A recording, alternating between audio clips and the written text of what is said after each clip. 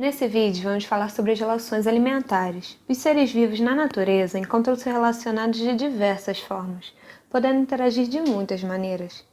Eles podem competir uns com os outros por abrigo, comida, parceiros, mas também podem cooperar ou até mesmo serem simbiontes, ou seja, viverem associados em longo prazo, estabelecendo uma relação benéfica para os dois. Além disso, os organismos possuem necessidade de conseguir energia para desempenhar todas as funções vitais do seu corpo, que serão de extrema importância em todas as interações entre um organismo e outro. Essa energia necessária é obtida através da alimentação. Sendo assim, uma interação bastante importante que ocorre é que eles podem se alimentar uns dos outros. A cadeia alimentar é a transferência de matéria e energia entre organismos de um ecossistema, onde um organismo é alimento de apenas um outro ser vivo. O sentido da seta indica o sentido do fluxo de energia e matéria orgânica, ou seja, do animal que é consumido em direção a quem consumiu. Como, por exemplo, temos essas duas cadeias, cada uma é formada por 4 organismos. Na primeira cadeia, temos que a alga ela é consumida pelo caracol, que é consumido pelo peixe, que é consumido pela garça. Já na segunda cadeia, temos que a planta ela é consumida pelo besouro, que é consumido pelo sapo, que é consumido pela águia. Dentro das cadeias alimentares, cada organismo ocupa um nível trófico diferente. Tá, mas o que isso significa? Isso quer dizer quantas transferências de energia, matéria ou etapas de consumo separam aqueles organismos da fonte de energia original. Os produtores correspondem ao primeiro nível trófico da cadeia, pois estão localizados na base de uma cadeia alimentar. Eles, como o nome indica, são seres que produzem o seu próprio alimento, e na maioria das vezes são organismos que fazem fotossíntese. Como exemplo, temos as plantas e as algas. Na sequência da cadeia, vêm os consumidores, que são seres que não conseguem produzir seu próprio alimento e por isso consomem matéria e energia de outros seres vivos. Eles são divididos até chegar aos predadores de topo, ou seja, aqueles que não possuem mais ninguém acima deles. Todos eles serão decompostos pelos decompositores, que são seres que quebram a matéria orgânica morta e resíduos de produtos que vieram de organismos de vários níveis tróficos e transformam em matéria inorgânica, sais minerais, que podem ser reutilizadas pelos produtores.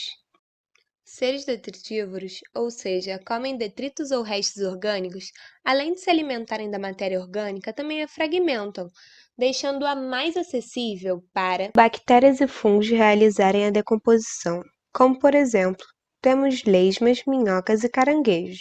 Ao falar de mundo real, as relações alimentares não ocorrem em forma de cadeia, e sim na forma de teia. Ela é o conjunto de várias cadeias alimentares interligadas. Nesse caso, um organismo pode ser alimento para mais de um outro ser vivo.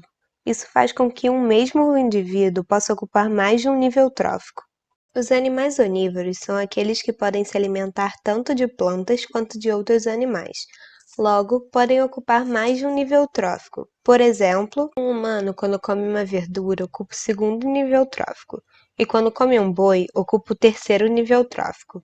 Quando você pensa no primeiro nível trófico de uma teia alimentar, você logo pensa em plantas, certo? Ou trazendo isso para o universo aquático, você deveria pensar em algas. Mas não são apenas aquelas algas grandes que você geralmente vê boiando ou presas em alguma pedra, e sim algas microscópicas. Essas algas que você não consegue enxergar possuem as mais variadas formas no universo microscópico, e são os principais produtores dentro de um rio.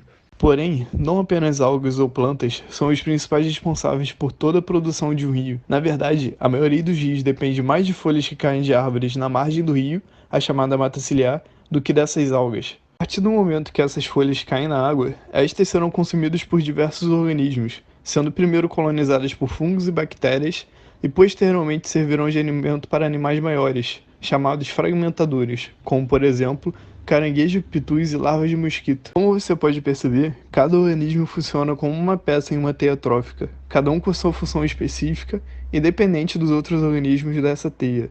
Caso uma delas desapareça, todos os outros níveis serão afetados, na chamada cascata trófica.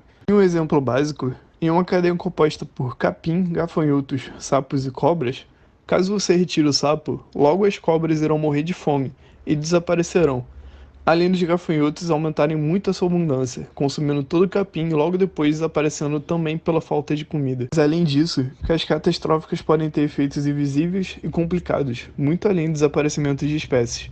Por exemplo, o declínio de urubus em uma cidade da Índia, estes que por sua vez se alimentam de carniça principalmente, levou a um aumento dos casos de raiva e antrax nessa região.